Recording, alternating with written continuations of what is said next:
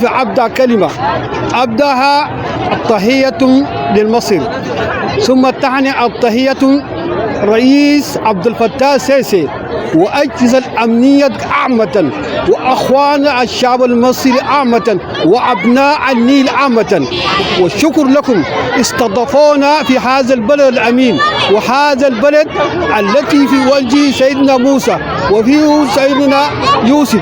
ونقول للشعب المصري ولحكومته نحن مسرورين عليكم وقسمنا معكم لقمة واحدة الشعب السوداني والشعب المصري كان في نيل واحد وكان يشربون في واد واحد، ولكن جاءت ظروف الحرب التي أتى بنا. ونقول لكم والحمد لله أخواننا المصريين استضافونا في منازلهم وأكلونا في بيوتهم وقعدنا معهم في كلمة طيبة وفي مساجد وكل المجتمعات المصري، والله ما وجدنا إلا كلمة طيبة.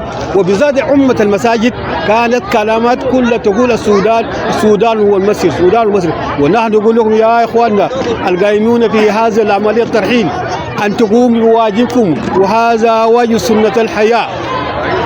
ولكن داير منكم أنه المسألة تتوسع ويجيكم ظروف شوية أوسع من ده، لأن أي سوداني وأي سودان متحد في وطنه والوطن أغلى من الجنة. وأنا كلام كلمة قلت له نحن دايرين حكومتنا يوفر لنا البعث سعد أول ترحيل مجانا، لأن الواحد عنده 5 و6 أسرة لا يستطيع أن يسافروا إلى البلد. دايرين منكم المساعدة منكم ولشعبكم وشعب المصري العظيم، ولكم الشكر تقدير للشعب المصري العظيم، وجزاه الله خير لفخامة الرئيس عبد الفتاح السيسي. هو بطل أقول هو بطل عظيم في أرض الوطن، وهو مصر ده أرض أم الدنيا التي في أكثر من 8 دول إفريقية عايشين في هذا الوطن العظيم.